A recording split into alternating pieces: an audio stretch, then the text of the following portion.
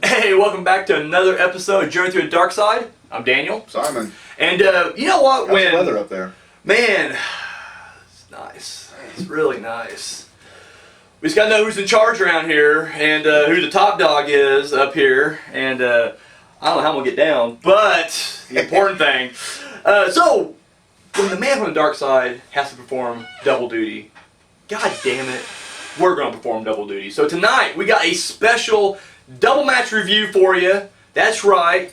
What event are we looking at? Royal Rumble 1997. Oh, there it is. What are the stats on this one, Mr. Stats? From the Alamo Dome, San Antonio, Texas, January the 19th, 1997.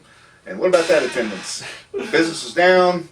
It was a small building. Well, I know they announced it. It's funny though, because whenever I threw the number out there, I don't remember the number. It's like 76,000. Is that it? No. No. What is the number? 60,000. 60,000. Okay. I knew it was something kind of big though, because they definitely came out and announced it or whatever. But yeah, so there you go, 60,000. Business down. Business was down. Business down. And what was the? Oh, sorry. My good pal Jim Cornette has said in a shoot interview, it was when he was reviewing WWF from 1997, or he did that on the kayfabe commentary. Okay, yeah. Anyways, he said that it was the first year. I don't know if he meant first year in total or first year in a long time, but it was actually the first year that the company suffered loss. Oh, really? See, and I remember. Financially. Yeah, no, I remember. And then he obviously said, "Boy, how the tables would turn soon." Take a short little side trip here, but back in the day, me, you, and Joe used to have a different podcast. Yes. The Fall Guys. I remember one of the first events we covered was WrestleMania 7, and I remember, honestly, because that's just something I never followed, was the business part of things. And I just remember you're just business was really down, they were hurting, and I couldn't believe it. I'm like, this is some of the best on-screen material. So it just seemed like, I guess in my mind, just equate that to well, it must be doing great then, but you're just like, no, this is really bad. So yeah, it's funny you mentioned that, because on Bruce Pritchard and Conrad, they've talked about this event, and I don't know if you know the story behind it or not, but they decided they wanted to make it look good, and they're like, we haven't sold out a big dome, and they're like, fuck it, we're doing it. Even though business is shit, we're doing it. But what they did was, I guess the ringside tickets were 100 whatever, but then they said after that, just $20, $10 tickets only. They're just trying to pay for this motherfucker. And it worked out. It actually did feel pretty good. Once again, even if they didn't do good financially, it looked great on pay-per-view and everything. Of course, you get to do the whole, people came from around the world to watch the Royal Rumble, and you're just like, well, you can't argue that, because look at the crowd. They're there. Damn good crowd. Oh, absolutely. Well, we'll get to that later. Damn good crowd size. Okay, I'm going to say yes. There's a couple. Yeah, no. So, strap in, guys, because you know how our Rumble reviews run anyways, and then add an extra match on top of that, so we're going to be here for a minute. So, what was the main event that night at the Royal Rumble 97? Probably a world title match, I'm guessing. Probably HBK and Vicious. Yeah. Shawn Michaels, Psycho Sid. World title, hometown boy, so it makes sense. I'm always the guy who will say, I will always say world title goes on last. But there are exceptions, and I feel like Royal Rumble's the exception. Think so? Absolutely. Even back when the joke was in Undertaker, I still felt like, no, Rumble should went on last. But, once again, you can argue you're blue in the face. I just feel like the good example was last year's Rumble. We did 96, where the crowd was dead almost, and there's shit, we got Bret Hart, Taker next, and this is going to be a half-hour match. I'm already spent. My God, we just went through a really good Rumble. All right. It does make sense, though. It would... it is the main event of the show. I don't care if they have it first. Yeah. It's weird. It seems like, I think it's kind of back toward the end of the show again, but there was a time when it's in the maybe 5 or 6 years ago, the Rumble was almost mid-card. Yeah. And it seems funny, they did have two now because of the women's, but it is funny whenever they'll open it with a Rumble too, you're just I get it. You don't want to do one Rumble back to back with another one, but it's just alright. I guess so. But anyways, we're not talking about any of that right now, because tonight we're going to talk about the first match. And the first match, it's Vader versus the Undertaker. Now, it is time. It's time now. It wasn't time in your house, it's time. No. But at Royal Rumble 97, it's definitely time. You think that discussion was ever had, should we change it? Well, Vader's not going to be here, so what are we calling it? It's time. What's funny is they had Flash Funk versus Leaf Cassidy or something, I think. If I'm wrong, correct me. But it's could you not bump that match for a Vader squash match? Like, the pay-per-view's called this time. Give him a goddamn squash. Give him, feed him some nobody jobber. He's just a fat piece of shit. He's a fat piece of shit. Shrimp. We're gonna get into that later too. But anyways, so Vader versus the Undertaker, and it should be noted that before this match was even put together, that both men were already announced to be in the Royal Rumble as well, which hence is the double duty we're pulling. Oh, go ahead. I mean, I know that happens all the time. It's basically, this is kind of a stupid question, but No. do you like that like, a lot of people on Royal Rumbles will pull double duty? I will say there are exceptions. Let's say if you're a champion. Well, no, usually the champions don't. Or if you're competing for the title. 94, good example. Bret Hart and Owen was competing for the tag titles, fighting the Quebecers, and then they were both in the Rumble later on. So that should be it. Or if there's a special circumstance, kind of like this match, where if something happens leading up to the Rumble, and it's like, fuck you, son, we're gonna fight. And they're like, whoa. It's like, you guys can't wait for the Rumble, obviously. So you know what? Okay. Street fight that night. You just get some of this anger out there, and so. A certain situation. Now, if it's just like lazily thrown together, your roster's that weak where they're just like COVID era, I can't wait to what the Rumble's gonna be like this year. If it is gonna be like, oh wow, shit, they're gonna be like, you know what? It's gonna be like that video game, the Royal Rumble for Dreamcast, where it's just like you just keep recycling the same 10 people over and over, and it'll be like, all right, get back out there. Eventually, there's like 6 Canes in the ring. Exactly. So I can't wait for that. But no, I just always thought, from a kayfabe perspective. Well, that gives some unfair advantage, especially if their match was like right before them. Well, I feel like, but at the same time, from a kayfabe perspective, unfair disadvantage. Excuse me. But also from a kayfabe perspective, how bad do you want that world title? That's what the goal is. You want to go to WrestleMania. You want to headline it. If you're Leif Cassidy, you're like, I want to. This is my one shot to get that world title. If you're Max Moon in '93, this is it. I could win. A shot. So. It'd be one of those things where I feel like even if I was a competitor, and this is real, and like somehow I'm like mid-carding it, and I already got a match set up against somebody, and then there's a spot to Rumble, and like, you want in? I'm like, yeah. And it's like, yeah, you're already fighting. And then like you can even like suffer a near career-ending injury. It's like, I will drag myself down. Exactly. You're doing the Bret Hart. You're coming out there like, let's do this. So the funny thing about Vader and Taker is that they didn't have any like real interaction leading up to this match in general. The only thing that is kind of funny about it was the only thing I can think of. If I'm wrong, please correct me. I think the only time they actually had interaction was at the first taping of Beware of a Dog in Your House, the one that got cut out by the power. The initial match between Goldust and Taker. I don't know if what we saw at the In Your House, the Beware of a Dog 2 was the original plan, and they just scrapped something together for the official dark match or not, but in that match how it ended was they did the Yokozuna 94 Rumble ending where everybody ran out there, beat up Taker, and they threw him in the coffin. That was the end of casket. That was the end of the match, and Vader was among the heels. So there's that. I'm gonna say Taker probably didn't know who the fuck was beating him up. So it's not canon anyway because it was considered a dark match. It was never broadcast. So anyways, so it doesn't count. But 2 weeks before the Rumble. On episode Superstars, Undertaker comes out, tombstones Jim Cornette, breaking his neck.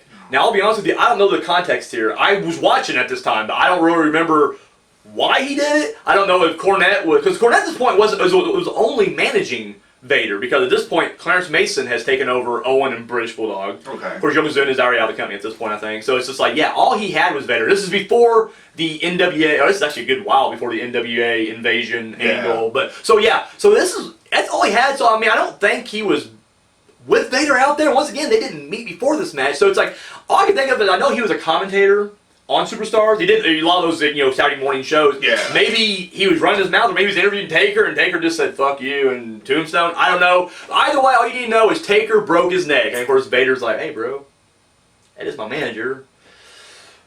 Guess we're fighting. And then Taker's like, well, I guess we are. That's exactly how much heat was going into this match. It really was just like, you broke my manager's neck, I'm fighting you. He's like, well, I don't apologize because I'm the Undertaker. And so that's the setup right there. Taker, Vader comes out there, here comes Taker.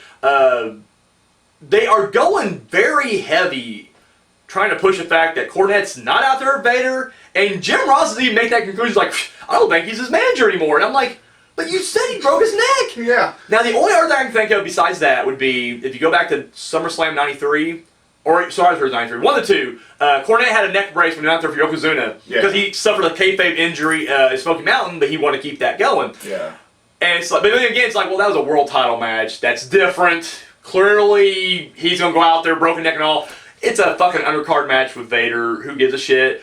But Jim Ross is not letting it go. He's like, I think they're... And at one point, he's like, look who the referee is. That referee was attacked by Vader. There's no way Cornette would have let that happen, be the referee. And I'm like, since when do managers call who the officials are? Like, maybe if you're a world champion, maybe. I think even from a kayfabe perspective, like if Gro Monsoon, and I know Monsoon, and he would not put up with that shit. If you come to me and you're like, listen here, Monsoon, yeah, no, I don't want that referee. He's like, dude, listen, that's his job. He's gonna cut down the middle. If I think he's doing any kind of tomfoolery, then I'll deal with that myself. Yeah. You do your job and manage your wrestler. So I just feel like, I don't know, if they would have went with the whole, if they never bring it up, they would have went with like, you know, he was out there broken neck with Yokozuna. Clearly there's something going on here. I would have bought that. Yeah.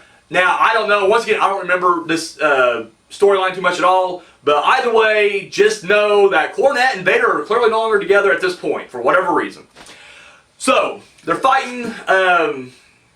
I'm not gonna lie, there ain't really a whole lot of highlights until we get to the end of the match. Yeah. Vader does get kind of stiff with Taker a couple times, and Taker brings it right back. Dude, Yeah. pops him in the fucking nose at one point. I'm just like, oh, damn.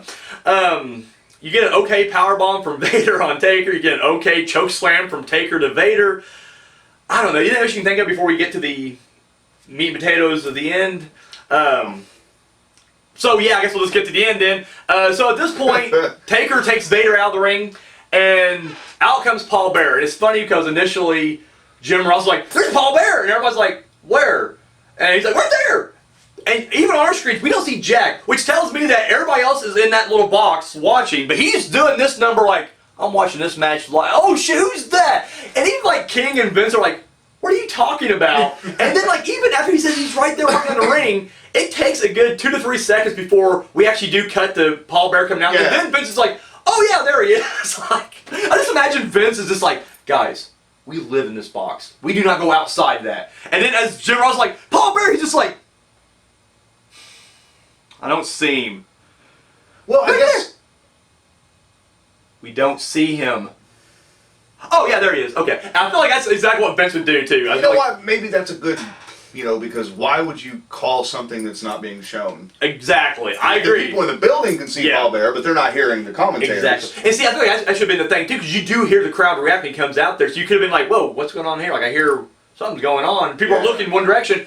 Oh, wait, there, you know, but yeah, Jim Ross is just like, he does it, no, not this match, but, or this pay-per-view, but I've been jumping ahead watching our pay-per-views, and like, he does that quite a bit, I noticed. Like, anytime there's like being interference, he's like, wait, my God, there's gold dust right there, and they're like, what are you talking? Oh, okay, yeah, there's gold dust right there. But clearly he keeps doing it, so either Vince didn't mind, really, or maybe it's somebody in the trucks. Yeah, could be. So anyways, Paul Bearer comes out, so we get this moment, and now I'll be honest with you, I didn't watch this match prior to this viewing. Like, I remember watching the Royal Rumble itself, the match, later on, but I never did watch this match. So, and actually I had the results right, so I was completely just like, this is all new to me right here. But at this point, as Taker, you can see him clearly look down and see Paul Bearer, and it's a white chalk, but he starts backing up to the ropes, and I'm just like, oh, are they going to do this lame ass?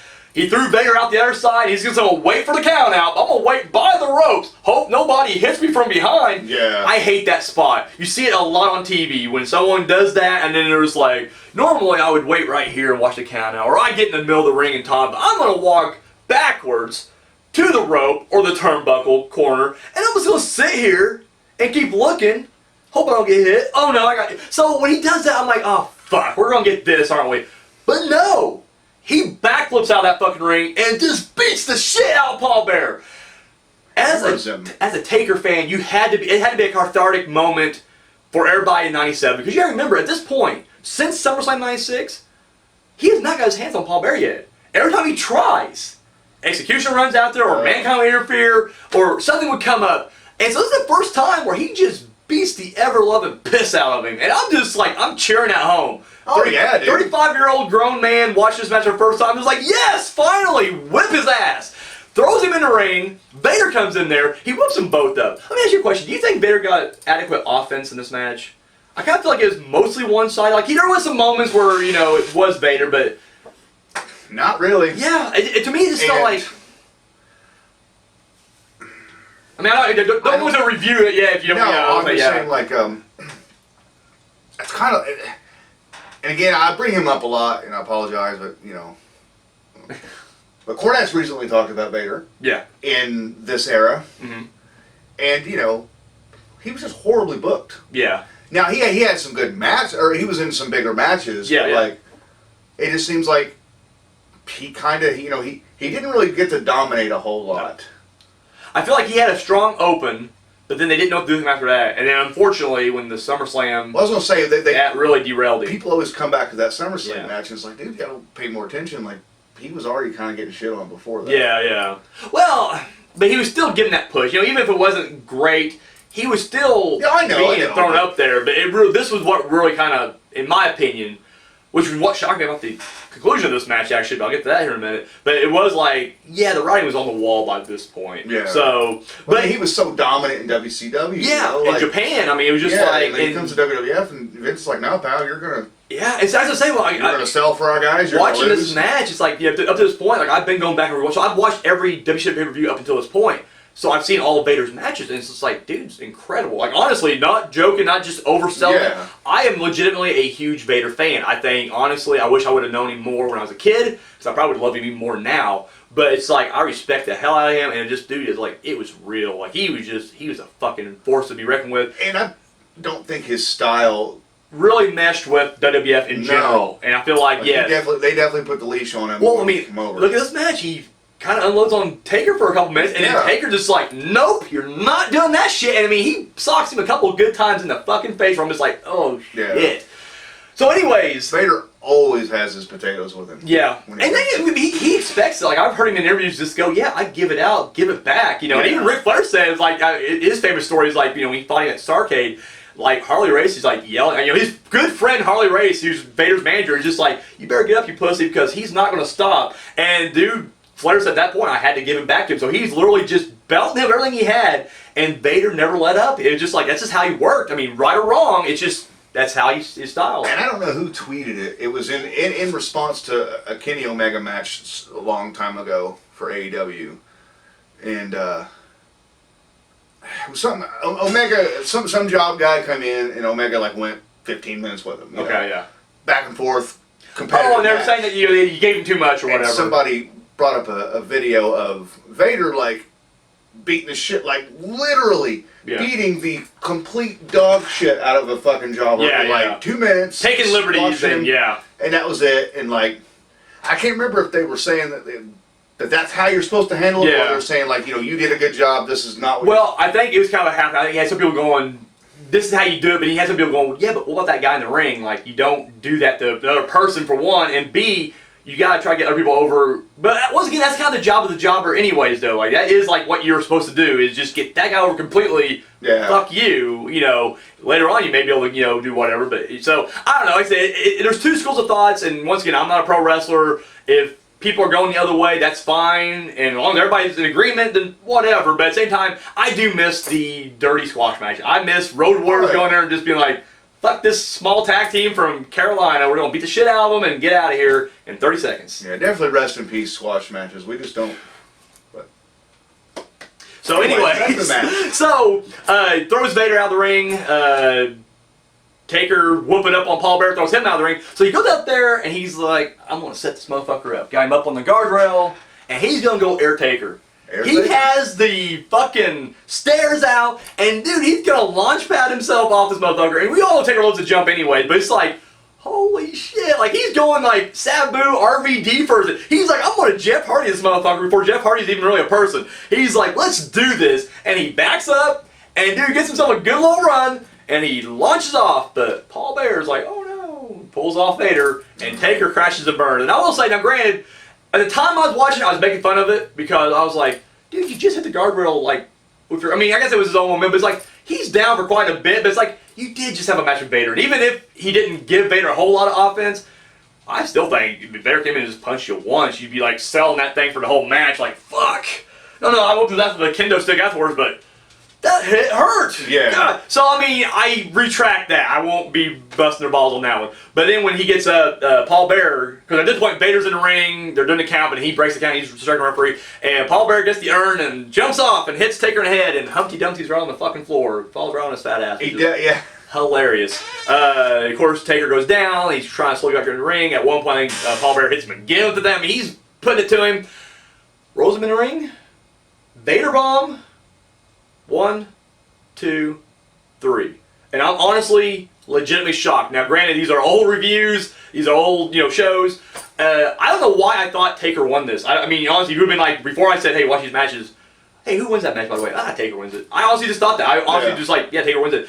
And it's even more shocking now because, once again, we just went through the whole Vader, his push was dead. He had a pay-per-view named after him, and they just yanked him from there. Survivor Series, his throwaway jack-off match, elimination match, it ended in a no contest. No one gave a shit. It was a bunch of nobodies. It's just like, I don't know. He got shit on quite a bit at this point. So the fact that he gets a pinfall victory. Now, granted, it was tainted. I'm not going to say it wasn't, but let's face it. Yeah. No one really got a pinfall victory over Taker without it being tainted. Even Hogan had to throw some ashes in his face and do a quick roll-up to get a win on him.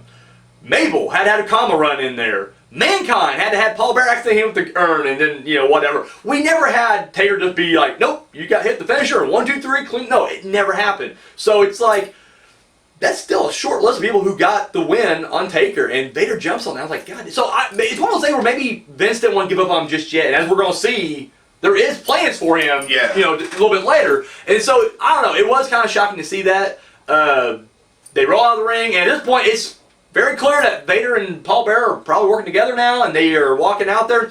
And then Taker gets up, and Taker's a bit pissed. He throws a little bit of a hissy fit. Referee's trying to tell him, like, hey, 1, 2, 3, I counted it. And Taker's like, nope. Choke slam, takes him down, gets out of the ring, knocks over like the timekeeper table and shit, and then goes up to Vince McMahon right in his fucking face and just says, hey, there's a dark cloud coming to WWF. His name's The Undertaker. And he walks out, pissed. And that's how the match ends. Aftermath we ain't going to go into because clearly it's going to roll right into Royal Rumble. So we'll talk about that when we get to review that. Simon, what do you think about the match? Give us your review and then give us your out of 4, your star rating. Out of 4. Out of 4. Not a great match. Mm-hmm. And I'll have another similar comment a few matches later. Okay. Fair enough. Just a typical big man match. Mm-hmm. And Undertaker was starting to get away from those. Yeah, you kind of had to see him get back into this. And both guys can go, mm-hmm. but I don't know. It just, to me, it just felt like a typical big man match, and it just wasn't, the fanfare and stuff surrounding the match. I mean, during the match, like you said, there wasn't a whole lot. There's not a whole lot of building story to this one, so that's definitely taken some stars off. That's a factor, yeah, absolutely. Like in the actual match, some of the shenanigans and things going on made it okay, but I'm going to give it a 2. Like, I really don't have much of a review. God, I can't stop talking. You're fine. Ugh. I think for me, I'm going to agree. I feel like, just like the Goldust Taker match we reviewed, the Final Curtain match, it had no heat to it, but it never really got out of first gear. Like, even if you have a match that really has no build, that's a good point, it's like, look at Lex Luger and Mean Mark back at whatever the fuck that pay-per-view was in NWA. Like, yeah, there was no real build to it other than just Mean Mark's #1 contender for U.S. title. Here's the match. But it was a fun match to watch. Yeah. Like, I mean, it wasn't like 5-star, but it was a fun match to watch. It never felt, and this one just seemed like it just never got going. Now, let's be honest. Clearly, this is Vader past his prime. I mean, physically even past his prime. Yeah. The matches with him and Sting or Flair or Cactus Jack, that's the past. And unfortunately, I don't think, even though he had a good push here, and I don't think his match with Shawn Michaels was that bad. I feel like with that spot taken out, and clearly it was in his head a little bit, it's still a decent match overall. But I mean, that may be a testament to Shawn Michaels. And once again, Vader can go, and he has someone to work with. And that whole fucking spot, I'm blaming Shawn Michaels. Yeah, no, Michaels definitely a dick. All he had to do was just hit the fucking elbow. Elbows, do the elbow then, yeah. Or if you drop down, do like a little taunt and then drop the elbow. Like, you can do anything you want there to cover that thing up. You know what I mean? Like, HBK is a showman anyway, so it wouldn't be like, why did he hit the elbow? It's like, no, he was trying to fuck the big man. I just hate. Nope, I'm not doing it. Elbow. You brought it up a couple times, and people. But I just hate it when they talk about Vader's piss poor run in WWF. It's like that. Everything comes to that match and that That 2 seconds of action. Yeah. And it's like, that wasn't Vader's fault. I mean, it was Yeah, his yeah, fault yeah. for not moving, but Michaels could have easily just... Could have rolled with it like a professional. Got backstage and been like, dude... Yeah, what the fuck? You You're know, supposed to be there. Next time, you know. Maybe even laid it in a little heavy. Just to Exactly, yeah. I mean, you know, just what you gotta do. So, anyways, like I said, the match never got going. Vader's definitely past his prime. Taker, honestly, in my opinion, didn't look like he wanted to even be in there. Maybe it was the potatoes that just kind of pissed him off. And because, you know, and maybe I'm just a naive mark. I will be the first to admit, like, I always want to put myself in the category of marks rather than smarks, because I hate smarks. I would much rather be the guy in the stands that just like, yeah, tell me a story and I'll buy it. Yeah. But it's like when you see Taker fight anybody else, it's like, yeah, he's mad and he's ready to take, you know, him and Mankind, good example. I never feel like watching that like he doesn't want to be there. It's like, no, he actually, I mean, he fought Mankind like 4 times last year. Clearly he is enjoying that, you know, program. But we fought like, you know, Giant Gonzalez or Elegante, or whatever the fuck his name was in WWE. He's Giant Gonzalez in WWE. So yeah, when he fought Giant Gonzalez, or when he fought Executioner last week when we talked about his match. Oh yeah. It just felt like he didn't want to be, and same here, it just looked like he was just fed up. Now, with that said, maybe he's working us because, once again, it ends with him being pissed and just aggravated that he hadn't quite got his back on track. Like, Mankind has, that whole Mankind storyline has really thrown him off. Like, Mankind has really come in, fucked him up so much that now it's like, he's losing against Vader. Like, he would normally slay giants. And if he did lose, it was always shenanigans. But it's like, still, yeah, he's pissed. So maybe him having that sour look on his face the entire match was part of that, too. But so maybe that's the, maybe, you know, I don't know if it's something that they were going towards. Mm-hmm. You know, because back then we used to have long-term storylines and angles. Yeah. And maybe it's one of those things, you know, Mankind may have not beaten The Undertaker physically. Yeah. But he beat him, you know, psychologically. Psychologically and spiritually, like, broke his spirit, yeah. you know, I mean. And that, you know, that was months ago, but he's still... in his head, you know. Not months ago, you know. Yeah, no, it was though. I mean, literally, I mean, for the past 4 or 5 months now, he's been feuding with this guy, maybe even longer, like 6 months. And it's just like, no matter what, it's just, he's a thorn in his side. This is the first time, even though he's still kind of feuding with Paul Bearer, it's still like, he's still kind of in. Like, it's not over yet, clearly. Yeah. And so I feel like that's probably, you know, part of it. But the other thing I will say is the crowd reaction itself really killed it for me. Now, don't get me wrong, Taker comes out, huge pop. I mean, you're going to get that no matter what. Anytime Taker has the offense, decent pops. Seems like at the end of the match, crowd goes wild. But during the match, it was just like watching Taker versus Taker. It was just like there was nobody doing it. Anytime, like Vader had like a nerve hold at one point, or a headlock, or he had something, but he's got him down, and it's just like the crowd's just like, we don't care. And unfortunately, and I know I've been, you know, busting this guy's balls about, you know, no crowds. Like, he's like, you know, we need crowds today in wrestling. I'm like, fuck, I love it without crowds. It's even better. But it's not. And it's like, this is a good example of that. Where, like, you know, I mean, we've watched plenty of shit matches that had hot crowds. Yeah. And you're just like, you know, yeah, it's still a bad match, but goddamn it, like, I can sit through another Kamal match maybe, because it's like, I can those look crowds. back on 66% of the Attitude Era, Yeah. and say a lot of shitty matches with fucking red hot crowds. The crowds were into it. Dude, Brian Christopher's, you know, fighting, you know, Scott Taylor, and it's just like, yeah! It's just like, really? Like, this is, okay, fine, yeah, I'm in too. But this match is like the crowd just didn't care. Yeah. And once again, I'm not blaming them, because, like, why would you? This was such a thrown together. Now, granted, it does lead somewhere, and whenever it does lead somewhere, it's like they have that history. Like, oh shit, yeah, they fought the Rumble, and Vader stole one. But still, yeah, it's like, I don't know. I feel like this match should have been Raw leading into Royal Rumble. Yeah. But, you know, at the same time, it is what it is. Now, with all that negative I just threw at it, I will say that once Paul Bearer gets out there, I'm back in the match. Like, this match did get exciting. Yeah. And I will say, the first time when I was watching it, though, I was just like, fuck, this is in the match now. Like, I don't care. But the longer it went, I was like, all right, we're telling a different story now. I'm into it. So I'm going to also give it 2 stars. I feel like it is a low 2 stars. I just feel like it doesn't really deserve 1 star, though. So I'm like, you know what? It's a 2-star match, so we're across the board, too. Like I said, it is what it is, and it will lead to better stuff down the road. But, yeah, as a standalone match by itself, it's not going on any DVDs. It's not going to be on any Taker. Remember this? And the thing, I tried to look up like shooting interviews about this. I couldn't really find hardly anything. Yeah. Like, Vader kind of glosses over this when he talks. Like, he goes straight from like, got screwed by Michaels, but then I was in a program at the Final Four, and we did, you know, and I'm just like, yeah, there's a whole match there, and Taker didn't talk about it, or... But why wasn't, speaking of that, like, because you said Raw, which makes a lot more sense, this had no place on a big four No, pay-per-view. absolutely not. Yeah, in your house at the. That's what I was getting ready to say. Yeah. One of the in your houses. We could have cut the Goldust shit out, bumped Executioner back a little bit, and then put this at. It's time, the Vader one. It's like there you go. But so yeah, 2 stars. It was what it was, but it's gonna lead now into the actual Royal Rumble. Guys, strap in because we will try to make this go by. Now, before we get into the actual Rumble, I do want to say there was some build up to this thing, as there is. Of course, we just talked about Taker and Vader, and that was a storyline going into it. The other storylines going into this thing was at this point, Hunter Hearst Helmsley has dropped having a valet. No girls, beautiful girls escorting him, but it's done him great, and so he's now currently the Intercontinental Champion.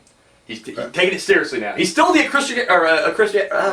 aristocratic blue blood. Not just you, buddy. I'm struggling over it too. Right. But no, he's still the blue blood. He's still sophisticated, all that shit. But now he's just taking it more seriously. Now it's not just about having the beautiful girl by his side and got him some gold. However, on his way there, he's playing a little mind game himself. He was a student of the game back then even. And he's feuding with Goldust. Now at this point, Goldust's career... Student of the game. He's a student of the game. He is the fucking game. He is the game. I ain't gonna say he's the game yet, but you know what? He's on his way. He's on his way. And this is a good moment of that because at this point, Goldust in his career is that transitional period from he's no longer the androgynous one and, he's no longer doing the homosexual angle. In fact, there's that whole infamous...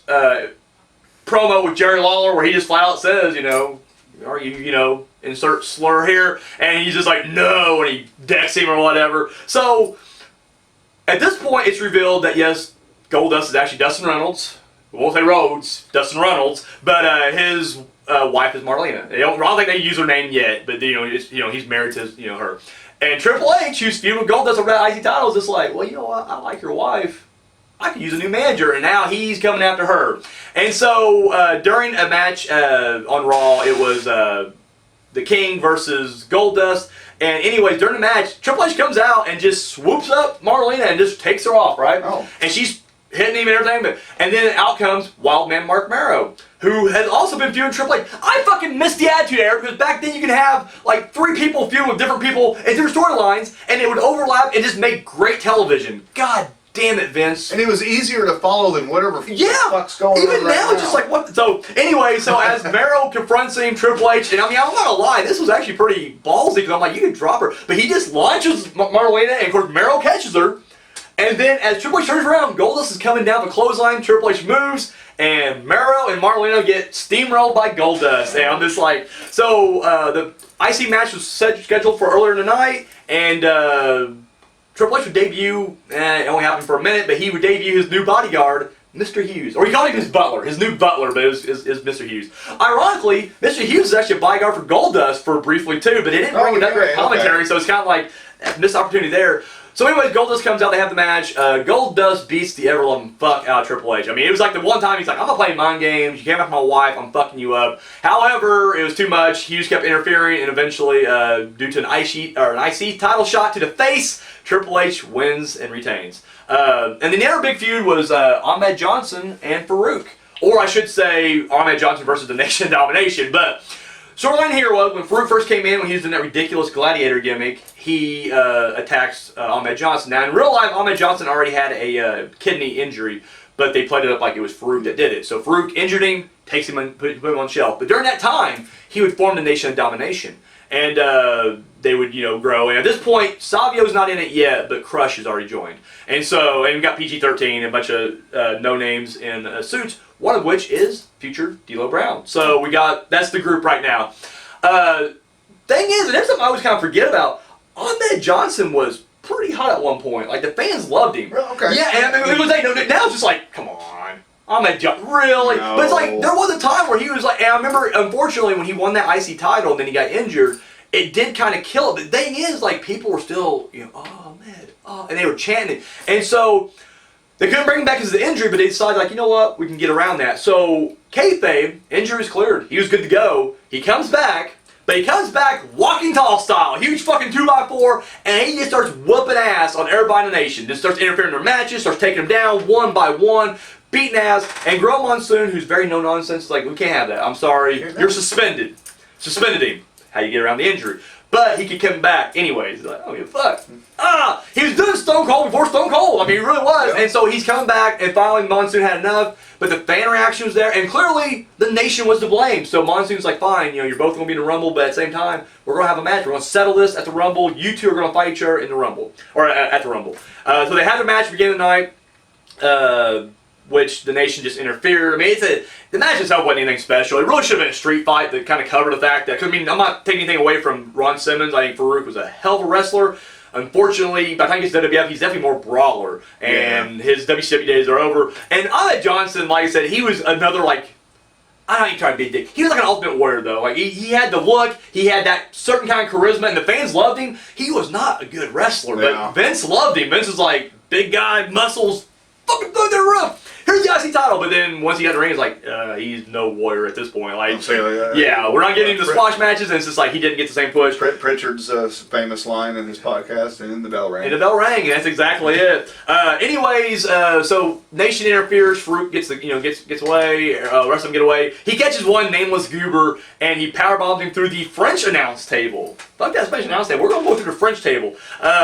They say he goes, "It's a Pearl Harbor plunge." It wasn't a Pearl Harbor plunge because that's the one where you do a sit down with it. He didn't do a sit down because he powerbombed him through it. He didn't want to sit down through this. Boy, this is the old table. This is not like the big platform tables we have now. It's like, no, this is a legit table he put him through. Yeah. So. But anyways, he Pearl Harbor plunged him through the table. So these were the storylines heading in there. And I do remember around this time, it was almost, now, from a mark standpoint, not the smart, I'm going to get that in a second, but from a mark standpoint, it seemed like this was going to be Bret Hart's year. It really was. Like, they were really leaning to the... It sure was, wasn't it? But even from a smart side, though, we all know what the storyline was supposed to be. WrestleMania 13 was supposed to be Shawn Michaels versus Bret Hart, the rematch. And so people just assume, well, okay, Michaels is going to get the title back from Sid later on at Royal Rumble, and then Hart's going to win this, and then you're going to build to them. So that was kind of, everybody just assumed that was going to be it. And so, and once again, I didn't know any of that shit at all when I was a kid. As a kid, it was just like, no, this is Bret Hart. Like, he's pissed, and he's like, I'm coming back, and I'm going to prove it. So here we go. Let's get to the 97 Royal Rumble. We start things off with Crush and Ahmed Johnson. Of course, they're fighting. Out comes New Razor Ramon. Yep. Okay, Rick Bogner. Can I confess something? I'm gonna get some shit for this, but I'm gonna confess. Love him. I was a fan. Here's the thing. Even back in '95, were you fooled? Oh, no. I knew it wasn't, yeah. No, heck no. So going back to King of the Ring 95, when Razor Ramon was injured and was taken out of the King of the Ring, and then Savio Vega became his replacement, his substitute, like, I was rooting for Savio, just because he was a proxy of Razor. It's stupid. It's like, I'm a kid, I'm 10 years old, so it's like, Razor, fuck. Okay, I'll vote for Savio, because Razor's in his corner, and, I want Razor to be happy. So when Razor goes and leaves WWF and is WCW, and he's Scott Hall now, and we all know that, and I'm just like, all right, I'm in NWO for life now. But then over here in WWF, I'm still watching WWF. I ain't gonna quit watching WWF. The thing is, even though I was in NWO for life, and I will still maintain that's probably my favorite stable, even though DX is very fucking close. Like, I don't know. I don't know. Anyways, I feel like NWO had more of an impact, and it had my favorite guy in it. Anyways, I still watch WWF, and I gotta say, even when I watch both of them, I'm still WWF to the core. I just was. And so I don't watch this. But so when they brought back Diesel and Razor, you're just like, come on. Really? I still had hopes for them, because when they first did show up, they were dominant. They were taking out Owen Hart and Bulldog pretty quickly. They beat him up backstage. So I was like, okay. And then, the bell rang, I guess you could say, but it was like, they just, I don't know, they didn't give him a chance. They didn't, I'm not saying they should have pushed him like they were really Scott Hall and Razor, or Razor and Diesel, but it's like, but I was still like, okay, well, they got Scott Hall over there, we got Razor over here, maybe, and it never go anywhere. But I don't know if you've ever heard it somewhere, I probably have, but I don't remember shit. But was fake Razor and Diesel supposed to legitimately just be, or was it always kind of planned for them? Well, for it to be, yes, these are the I think initially, because Bruce Pritchard, he sucks off the WWE proc so much, it's ridiculous. So he's not going to ever give you a real straight answer. They gave him a job again. Exactly. That's it. They're like, quit telling our secrets on the podcast. Get over here. You're working for us again. He claims, and I think it's some truth to it, because this is what it was on the, as far as commentary went, when Jim Ross brought him in, it was almost like, this is really Razor Ramon and Diesel. And then everyone was like, yeah, it's not. And he's like, well, who cares? Like, it's still, these are two young guys who are, hungrier and stronger, and they're younger than these old dinosaurs who left us. Like, these are the future. And so they did try to play it off like, okay, they're not really Razor and Diesel, but they're just as good because, you know, and unfortunately, oddly enough though, you can tell Vince already had a favorite. And this match even proves it, because somebody's going to make it to the final 3, and somebody's going to get eliminated in 17 seconds. So, there you go. Razor would be eliminated pretty quickly, and he wouldn't come back. This is his last appearance. I believe another guy, he went on some pretty decent things. I think he did some okay thing. He did pretty well for himself, you know. We'll find that out here in a few months. Pretty much, yeah. I'm sure we'll hear about him again. I'm sure he won't just completely vanish. So what's next? But Razor, I will say real quick, come full circle, and they didn't really capitalize on it either. He would go to Japan, New Japan, but he would actually join Team NWO, the NWO Japan, and he became Big Titan. And I was just like, oh, and I remember when I first, because they didn't say it on WCW TV. I read this in Pro Wrestling Illustrated, but I'm like, oh my God, the fake Razor and the real Razor are together, and there's no Razor. It's just Scott Hall and Big Titan. I was like, there's so much possibility here. Like, let's get them together, and they just never did. Now, would that have been disastrous? Maybe. Would have been hokey? Sure. But it would have been WCW as hell. I will say, in like in '98, I would have been 13th time, maybe not 13 yet, so it would have been, you know, around 13. It was like, I would have fucking creamed my pants for that. You kidding me? Get both Razors together? It's like, shit, where's the other guy at? We'll get Fake Diesel over too. Maybe he ain't doing nothing. 98 was he probably ain't doing nothing. He's good. So anyways, up next we get Phineas Godwin. And then we get... Oh, horribly overdubbed, obviously overdubbed wrong theme. For both of the Godwins. Oh, okay, yeah. Oh my God, I didn't know that, to be honest with you. Because everybody's theme was obviously played, but when theirs came on, it was like fucking right. Sounds out like some of the audience, yeah. Louder than fucking shit. It's just like, oh, that's one of them. Oh yeah. Like, I always wondered why they did that. I understand if it's an actual song. Yeah. But why they would just. Well, it's weird. Like in WCW, they'll do that where some wrestlers will have their regular themes. And then like when Chris Jericho was the Lionheart, he had that ridiculous 80s Journey sounding music. But then when he started becoming kind of a heel, I don't even remember what his music was, but they start putting the Walls of Jericho in there. And you're just like, but why? It's like, maybe they don't have the rights to all the music, but it's like, it was all in-house. It wasn't like they were saying, it's like, I don't know why. Even Brian Zane would say the same thing. He's just like, I don't know why they dubbed it here when it was the same music written by this guy who wrote their music, and we played it. So it's like, who knows? And same thing with WWF. They'll do sometimes here, they'll just swap out music, and you're just like, but why? You own the rights to that. I don't know. So yeah, Godwin's, no idea.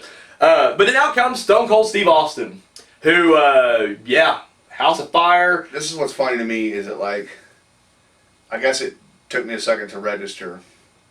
Austin's a heel here. Mm-hmm. Dude, it was so surreal, like when that glass breaks and not hearing the... Yeah. I mean, it was just kind of a nothing almost. Tame, yeah. Well, I was like, even before this, because even here he's getting a little bit of traction. But like, in that first time that music plays, and it just comes out, and there's like no reaction, you're just like, are you kidding me right now? Like, what the fuck? You know, you're right, it is a very odd feeling, and you're just like, this is Stone Cold fucking Steve Austin, but... Because in just a couple of months or less, he's already on, you can tell, well, from this... Yeah, from here on, but especially after WrestleMania 13, though, it's just like, it's gonna blow up. Like...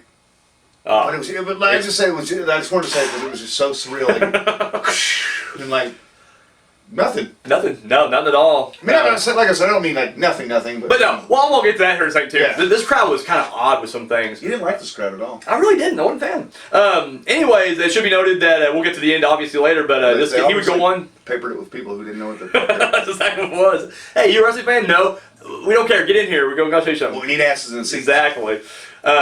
He would eliminate 10 people in this pay-per-view, and he would be in there for 45 minutes and 7 seconds. Who would? Austin. Okay. Now. The one thing I hate, and I get it, we're doing it for time and everything, but it's like, I like 2 minutes.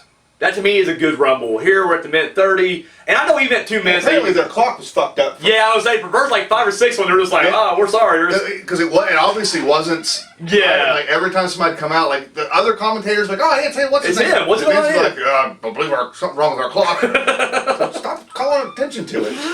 So then, at this point we should mention that... Farouk comes out to badmouth, and Ahmed Johnson just throws himself over the rope to go after him. And I'm like, I've never seen him exit the ring that way in general. Like, he's like, Undertaker, I can understand. Like, maybe he steps over the rope, go after you. Sometimes Kane does. I've never seen Ahmed like, I need to go over that rope to get you. And it's just like, Why? I know why, but it's like, come on, really? Like, you could at least have him had his back turned and have, like, Crush go behind him and dump him, and then be like, fuck, you, and then Chase freak out, but no, he's going to eliminate himself. We're going to get to a couple of self-eliminations here. It's kind of ridiculous. Out next is Bart Gunn. What can you really say about this? Was Billy injured this time, or do you know? Or do you have any idea? Yeah. I'm going to assume probably. I know they're going to repackage him soon as Rockabilly, but right now, and of course, at this point... And it don't matter, but I'm thinking it may be Bart Gunn who have the horribly overdubbed music, and not the Godwins. So I apologize. Oh, maybe all of them. I really don't remember, to be honest with you. There was a couple, 2 or 3 of them in there. You noticed it right off the bat. Sorry. No, you're fine. So, but Bart Gunn's in here, and I think it's just kind of funny because it's like, he really is nothing without Billy. That's shit to say. And really, Billy ain't nothing without Road Dogg either, so it's like, really, Billy tried, but he's like, I don't know, Billy has a little bit more charisma than Bart, but anyway, Bart Gunn comes out there, just fucking you wait, though. Oh, yeah. We'll see how he does. I'm sure he'll do great. He'll be on knockout, for sure. Anyways, up next, Jake the Snake Roberts.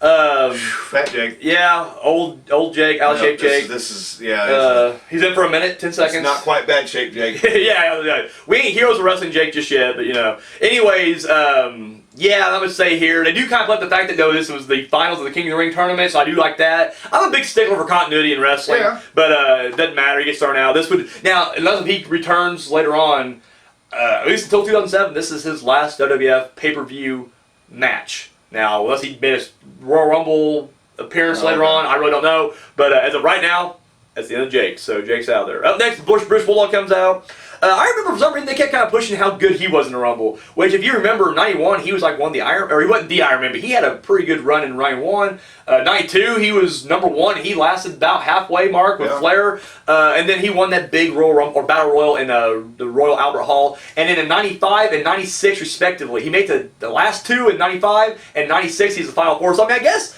without even thinking about it, he was a pretty goddamn good Rumble participant. So but again, like. And this probably isn't fair to say about this particular event, this era, but we're getting close to past his prime. Yeah, like, honestly, he dominated the early '90s. No, and I think honestly, I think we're already kind of past his prime at this point. I think you still have the charisma to carry him, and then the good storyline coming up that's going to really kind of boost him through the summer.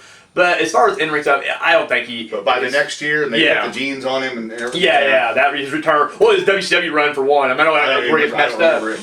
But then after that even... Because even before he got injured there, it wasn't nothing. And then when he came back, it really wasn't. They even tried. I mean, give him credit. They've always...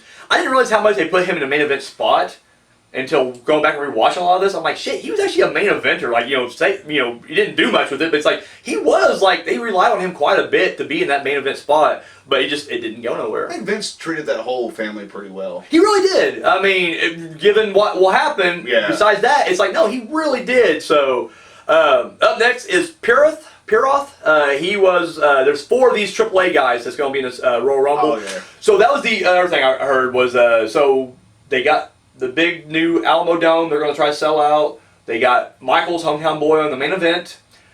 What we're going to do to try to get more people to be aware of this, they got a working relationship with AAA to get some well-known AAA names in there. Here's how ridiculous this turned out to be, though. Is A, when these guys come out, there's no reaction. There is no fan reaction at all. It's like, these are supposed to be like, not made out locals, but like Texas and Mexico, they're on the border, and a lot of AAA wrestling happens in both places. So it's like, it says local flavor, so it's like, nothing. And then before this match... Only one of them I'd heard of. Yeah, and I'm going to get that too. That's ridiculous how it happened with him too. But so even before that though, there was a big 6-man tag match. It was all AAA guys. I couldn't tell you who any of these guys were. I know Hector Garza was the only one, and Juventud Guerrero's dad was one of the guys. Anyways, they were like, these are legends, and we're going to see a new... Because you got to remember, WWF's not even touching cruiserweights at this point, but WCW is heavy cruiserweight. Yeah. So here they're trying to be like, oh, this is a new kind of style that you've never seen before. And it's like, well, we've been watching it for about a year, but whatever. Yeah, we have seen it. The crowd was dead for the whole fucking thing, and it was sad to watch. Like, and then it's like, these are like flipping legends. Now I'll be honest with you, I hadn't heard of any of these guys but 2, and it was just like, I don't know. Sorry, WWF does not care. The WWF crowd does not care about legends from other places. The smarky internet fans do. Oh my god, that guy was like huge down in AAA. No one cares up in you're in the crowd. No one gives a shit. No. And this is the best example. You watch that. You get a chance. Just check out that AAA 6-man match. It's like they're doing okay-ish stuff. But it's like the crowd just doesn't care, and it's boring to watch, and you're like, fuck me. So anyway, Pierce comes out there. Up next is the Sultan. The Sultan! Never mind. Who is this guy? He found him in the Middle East, just wandering around. He has no tongue. He had to wear a mask over it. You know, whoever this guy is, though, he's pretty fat. Anyway, they get him in there. Mil Mascaras comes out next. This is arguably one of the biggest wrestlers in the world. Not just from Mexico. He has a huge career in Japan. Yeah, definitely probably the biggest in Mexico. Yeah, and nothing. He gets a little bit of a crowd pop, but not much. And you're just like, this is the legend. Comes out. It should be noted that, Mil decided, like, you know what? I've heard two stories of this, and I bet they're both got some truth to them, because they both kind of amount to the same thing. He claims, or it's said that, he claimed that, like, he's too tough. He's Mil Mascaras. No one can eliminate him. So he's going to eliminate himself. And that's what he told him. You ain't going to throw me out, I'll throw myself out. So when he eliminates the other two luchadors, he goes to the top and jumps out. I also heard from one person that said, read it, where he claims that he was upset with Vince McMahon for the poor booking or promotion of the AAA wrestlers in the Royal Rumble. He's like, this could be huge, and I guess Vince was just like, and didn't do it. And he was pissed about that and said he didn't really want to be in it that long. And he said, well, no one's going to throw me out. Like, nobody from your promotion is going to throw me out. I'll throw myself out. I can see either one of them, but I've heard more of he just had an ego about having someone eliminate him. Man. So I kind of lean toward that one, but I guess it didn't matter. Either way, it's just like, he's just like, no one's throwing me out, I'll do it myself. And that's what happens. If he's so tough, he should have stayed in. He could have won the whole thing. Championship gold. Could have been WrestleMania headliner. So anyways, Mil Mascaras. It should be noted that no one really stays in this match longer than like 10 minutes so far. It's not, it moves. It does. Up next is Hunter Hearst Helmsley. He comes out next. Owen Hart comes out. Funny thing with Owen, he eliminates the Bulldog. I love it. So Bulldog's over there trying to dump Austin out. He runs up behind him and dumps him. And then he's just like, I was trying to get Austin out. I didn't know. Oh, I'm so sorry. I'm just like, it's so great. You see him eliminate me. Yes, and so it's great. And then like literally you hear like, of course, even King is just like, no, I blame Owen. Like, I think he's just trying to, get Austin. I'm just like, oh my God. When they show the replay. You get a replay. Grabs Bulldog. And I remember the next night on Raw or whatever that comes up, or later down the road, Bulldog confronts him, just like, I just watched the replay or whatever. You threw me out, and he's like, man, I'm sorry. It slipped. I thought I'd take the momentum, take you both out, and you'd hang on, and I lost grip. It was just like he was backpedaling so much. I'll tell you right now, I love Owen Hart. I didn't realize how great he was until I went back to rewatch and shit. It's like, dude, he is fucking brilliant. So anyways, Owen Hart goes out there. But when you're in a situation like that, I mean, maybe not to your own partner, but and you got the one guy who's, okay, I'm trying to eliminate you. Yeah. You're going to want to go for the guy who's doing the eliminating. He's going to be the easier one to throw out. I mean, if you get lucky, maybe they'll both go. But strategy-wise, Owen Hart knew what he was doing, so you can't fault him. You know what's on the line. I mean, it's a dick move, but at the same time, it's like, it's for the gold. I mean, and this is supposed to be competition. It shouldn't be personal. So it's like, it is what it is, I mean, if it was a two-person, they're like, only people can win. It's like, all right, well, I hope you're up. It's like, at the end of the day, it's like, no, I'm sorry. It's every man for himself. One person can win, so good on you, Owen. I back you on that one. Up next, Goldust comes out. Him and Hunter go right for each other. Cibernetico comes out next, because, people like him. He's in there for a minute 25. Mark Marrow. Once again, he's engaged in the Goldust Triple H triangle for that IC title. Yeah. So, once again, I thought that we'd get more from that, and we really didn't in this match. Like, I was kind of disappointed we didn't get a whole lot of interaction between the three. It's just like, I don't know. It was going so fast, I think. That oh, go ahead. I was going to say, I don't really see that a lot in Royal Rumbles. Like, when feuds are together in the Rumble. Like, it seems like, like you said, like Triple H went right, or Goldust went right for Triple H. Yeah. It's like, they'll start, like, it's like, I know exactly who I'm going after, but, like, as it breaks up, but in a couple of minutes, it's like I'll agree to a certain degree. Do you think that they should just keep laying in on them, or? No, I'll agree with you that way. At some point, once you get his ass down, then maybe you can split up and do something else, but come back to it at least. I feel like look at like Jake Roberts and Rick Martel, or Jake Roberts and Savage, or whatever. We've had the history of feuds in the Rumble, and they'll keep going back to each other. So it's like, I don't know. I guess I just want to see more out of these three. Because I do remember really digging this feud when I was a kid. I don't know why, because I honestly wasn't a big fan of Goldust. I didn't really like Mark Marrow, and I didn't like Triple H. But it was just like, something about the IC title just seemed so much more important back then for some reason. And so, I don't know. It really was just like, it felt like this is a serious feud, and I just love that there's so many different components to it. So, Latin Lover comes out next. He goes a whole minute 47. Awesome. Farouk comes out, and he's in there for 41 seconds. He's in there long enough to get Latin Lover out, but then out comes Ahmed Johnson with his huge 2x4, and Farouk's like, shit, he's getting beat up a little bit, and then he just throws himself over the ring. Really? No, he gets clobbered out the ring. He's dead, and then he goes down. Okay, yeah. So that wasn't the self-elimination. Sorry. Ahmed did that, but he didn't do it.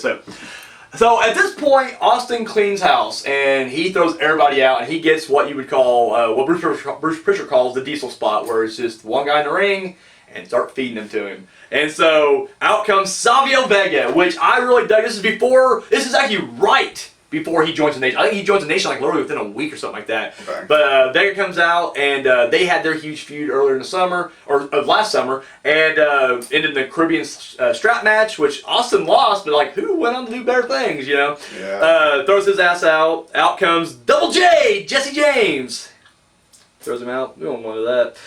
29 seconds, Jesse James last. Well, Virgil did better. I'm just saying, Virgil did better. So, anyways, out next is Bret Hart. And, dude, I love it. I do love this Austin. Austin would eventually become the I'm not scared of anybody, but here I do like the, oh, shit. He's just like, fuck, you know, oh. Yeah, But then as soon as he's coming down, he's just like, fuck, I got to do it. And then he mans up. He's like, I'm going right after him. Him and Bret Hart tear it down. Out next, we get the comic spot of Jerry Lawler. Going to join. Yeah, I did like this. I do like that. Comes in, and then of course he even says a sentence halfway through, and then he goes in, gets knocked out, and then he gets back up and finishes a sentence, and it's like, and then he acts like he's like, I'm gonna be in there soon, guys. And there's like, you were just in there. The rest of the Rumble, he makes comments like, well, if I was in there, yeah. He's like, you were in there, King. If they gave me a chance. Oh, brilliant! Dude, Lawler's the man. Out next is Diesel. Who will go on to be in there for 17 minutes and 49 seconds. Razor's only 17 seconds. This motherfucker goes in there for 17 minutes. So, before I get too sidetracked, let me just go by behind the kayfabe right now. I mentioned before, Kane. He's still not, he has revenge on his mind. He wants Taker.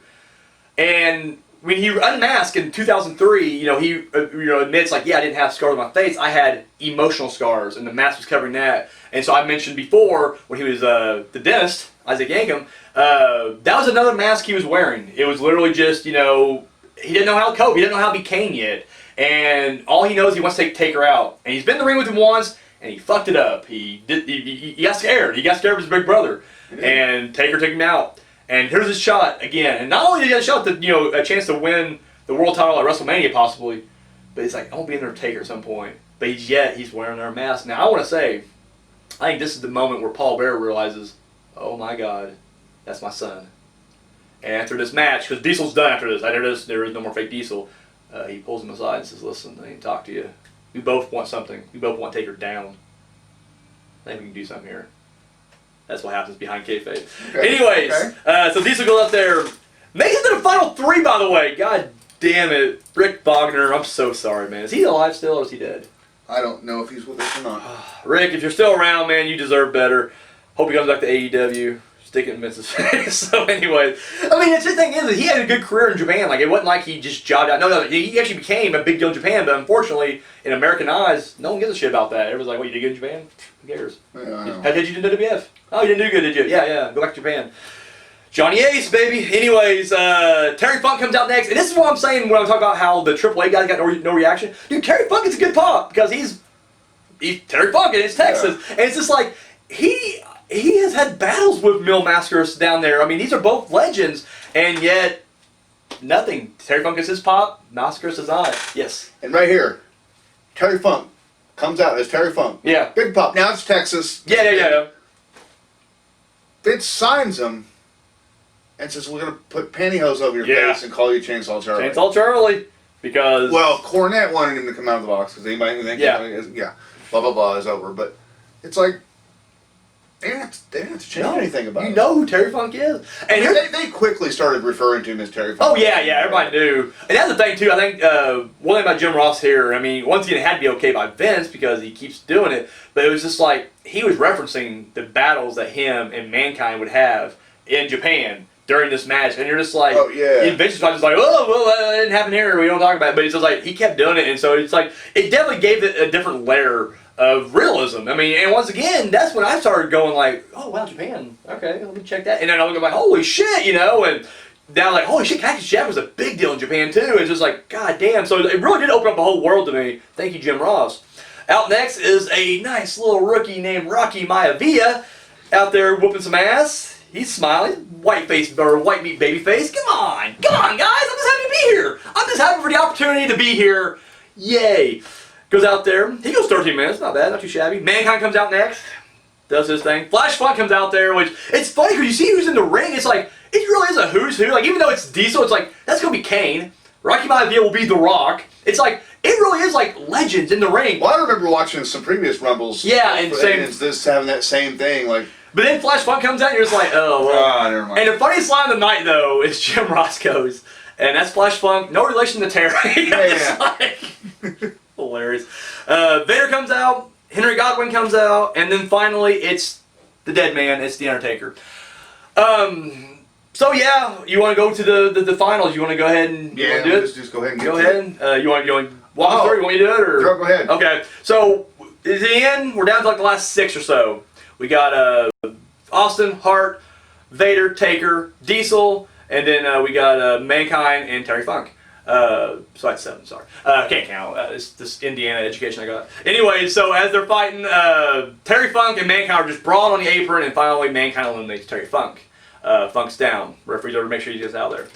Mankind turns around, big boot in the fucking face by Taker. Mankind goes down. I will say, that was the thing I was kind of shocked about too. We didn't get a whole lot of Taker Mankind interaction. We had a lot of Mankind Terry Funk interaction here, and I was like, God, and they never really capitalized on it because still Chainsaw Charlie is still a good year away. Like that's 98, so it's just like.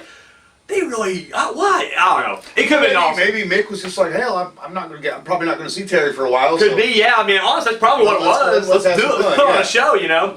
So they go over, and at this point now, Terry Funk's arguing with the ref, and I always loved the Royal Rumble eliminated argument. Like, what are you really saying?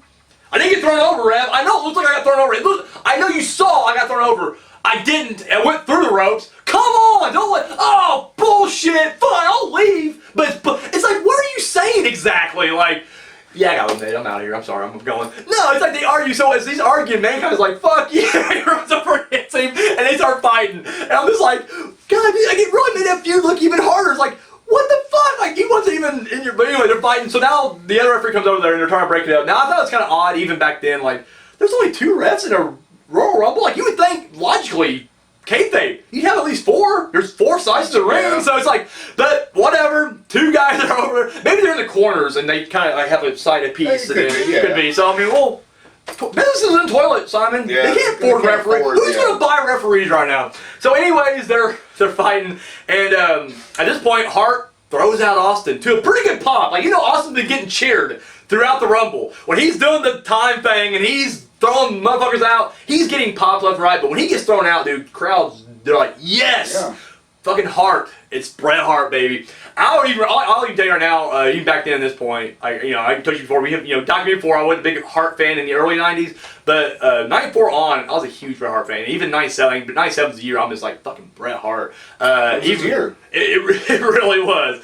Even with Hart Foundation, even though I love what Austin was doing, I found myself rooting for the Hart Foundation more often than not. I don't know why. I don't know. I love Bret Hart at this point. So Hart throws him out and huge pop. So at this point, Vader and Taker, they're tussling because once again, they fought earlier. And so Hart's fighting with Diesel. Man, that Diesel. Maybe it really is Kevin Nash underneath there. Who knows? Anyways, they're fighting. Austin's on the floor. He looks around and is like, yeah, there's no one saw me this. He gets right back in the ring, which I think is fucking brilliant. Goes over, dumps Taker and Vader. Bret Hart throws out Diesel and turns around into he throws out and he gets grabbed and chucked out the side.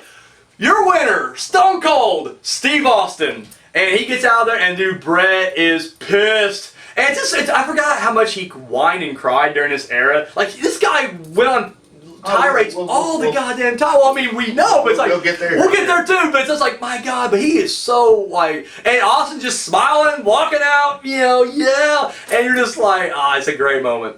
Aftermath here, so these 4 are going to face each other in a Final 4 match, we'll talk more about next week. However, the winner was going to take on Shawn Michaels, or whoever the champion would have been at the time at WrestleMania 13, but Simon, he lost his smile. And that's it. I lost my smile once. I'm not gonna lie, I was down for like 3 weeks. It was horrible. And so when he lost his smile and the knee injury acted up, he had to vacate the title. So the Final Four match would be for the world title. But you know what? We'll save that for another day. Yeah. So you know what? Fuck it. Go for it. I'll let you review first here. What are your thoughts on this match, and what is your star rating? I like this Rumble quite a bit.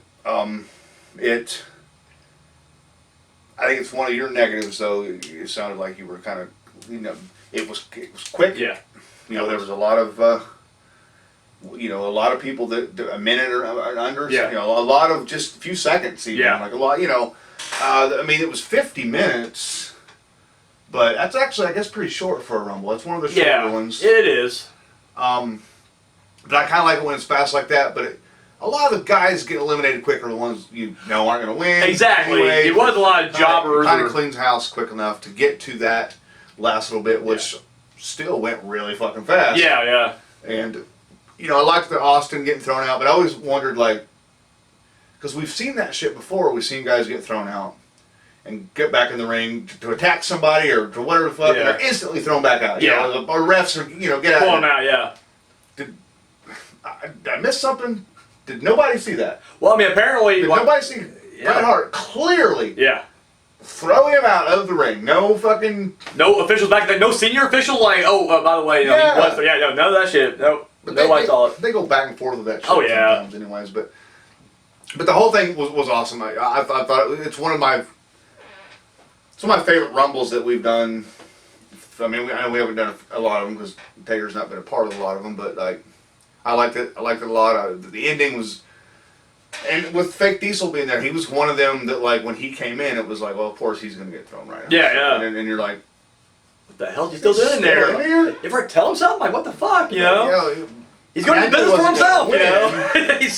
And there was even a second where it was like, oh no, I know who's in the Final Four match, but was Diesel in that? Yeah, exactly. What the fuck? That was a big surprise. Yeah. It was alright, I will say, I mean, in ring wise, he's gotten a little better. He's still not great, but I mean, you can just tell even here because he's Yankum was in the Royal Rumble in the previous one, and he was still clunky as fuck in that ring. But here it's like you can tell he's definitely improved his game. Rick Bogner apparently couldn't, but Glenn Jacobs did. So but he didn't have to be that good. I mean, he just had to be Kevin Nash. Yeah, be Nash. 5 moves. You learn those 5 moves, you're good.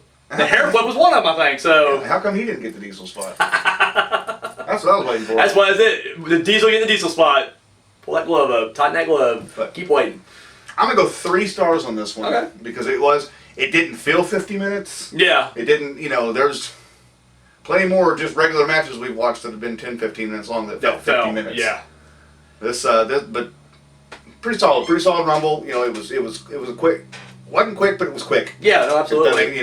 And the ending sequence was great, and the lead or the aftermath and what's coming. Oh yeah, is the story it's leading into. Yeah. So because Rumbles a lot of times don't really have stories when they come. The whole thing is just you won it, and you're going to WrestleMania. That's it. It's a springboard to that. Maybe 2 or 3 times in history they've had some kind of something that's. But anyways, there was actually a legit storyline and another match that came out of this. Yeah. I thought that was pretty cool the way that they did that. No, I agree absolutely. It sucks about the Michaels thing and all that. Yeah. Whatever the fuck. But it was like, hey, fuck it, give the title. Well, it gave it. And once again, at the time, I didn't know it was, you don't know it's, I didn't know it's fake, I'm only 13. I mean, I heard people say it's fake, but it's just like, I don't know that. I'm like, well, maybe it is, but it's like, I don't know the details of it, So it's like, it made for exciting TV. Like, you really didn't know what the fuck was going on, but in a good way. It wasn't like today where it's just like, we don't know what the fuck's going on, but it's because they're not writing it right. Yeah. Back then, it was just like, holy shit, you gotta tune in every week to find out what's going on. I really like this match, honestly. This was one of my, this is in my top Rumbles. Yes, I will agree that I'm not a big fan of the quick times, but that shouldn't take away from it because once again, this Rumble, I think all the best Rumbles tell a good story, and this told a great story. And even if a lot of guys were jobbers, it's just great to see a lot of these guys would go on just a couple years and blow up. Once again, the Sultan, who gives a fuck, but he's gonna be Rikishi soon, and it's like, holy shit. Jesse James, same thing. It's like, oh yeah, he's fucking Double J here, fuck that. he's going to be Road Dogg coming up, and you're going to have, So, and once again, when you look at that final, 10 that was in the ring, because at one point, they quit throwing people out, and it's just they build up the ring. And with the exception of Henry Gardner and Flash Funk, but you had The Rock and Terry Funk and Mankind, Diesel, who would go on to become Kane. You had some of the biggest legends, or who would go on to become legends, in that ring at once. And it really was fuck, I forgot how star-studded the finale was. And even The Rock, I didn't factor him into that final 7, but he was the final 8. He was the last one, and he gets taken out by the Taker. It's he shined in the match as well. He was showing he wasn't just he didn't get the Mil Mascaris or Latin Lover vibe. No, he went in there and whooped some ass and did some good stuff. So it's now at this point, on a side note, was The Rock really doing anything yet? He was still fresh. They were pushing him. He didn't have a storyline per se, but he is literally 2 or 3 weeks away from winning the IC title from Triple H. Okay.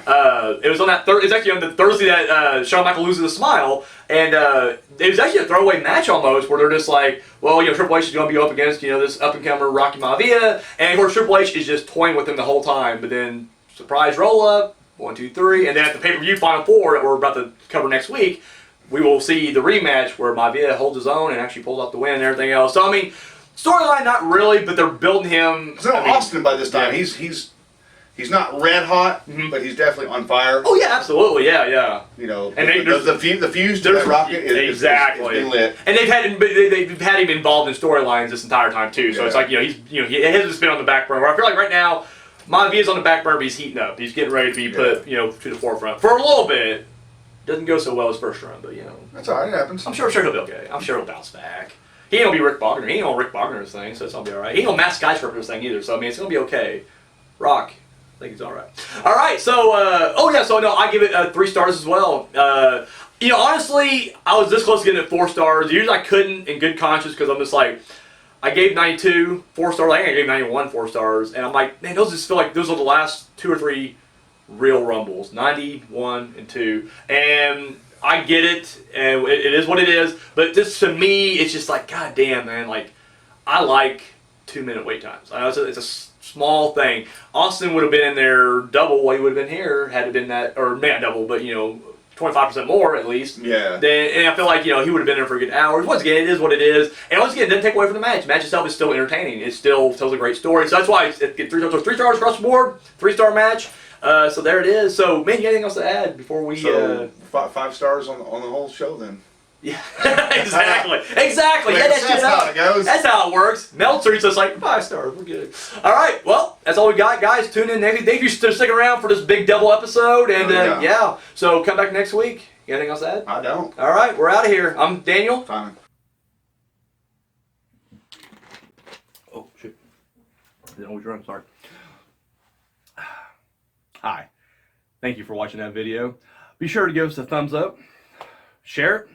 Subscribe to our channel. All that good stuff you do right here on YouTube, go ahead and do it. Check out our other videos. Go to our playlist. We got episodes of TPS TV, Journey Through the Darkside. We got a new show coming out, the horror movie review with Daniel Richardson.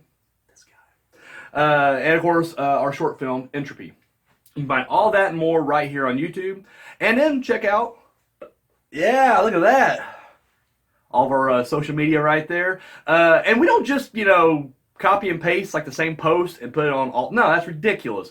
3 different platforms, 3 different posts. The behind the scenes stuff you see on Twitter will not be the same stuff you see on Instagram. So there you go, right there. So be sure to get on, give us a follow and a like on all that right there. Keep up to date. Have you seen Unspeakable Acts yet? No? Come on. Pick you up the DVD right now. Links over there. Oh yeah. It's only $7. $3 shipping and handling. And of course, if you've already seen it and you haven't seen the Public Domain Dungeon yet, boom, $5 DVD right there. So 5 S&P as well. Or sorry, 3 S&P as well. So there you go. Do that. And if you got the spare change, you want to hit us up, donate a little bit over here to TPS Productions. Our Patreon is right there. Oh yeah. So that's all we... Oh my God, sorry. I'm getting fired, ain't I? Yeah, that's all we got. Thank you for watching.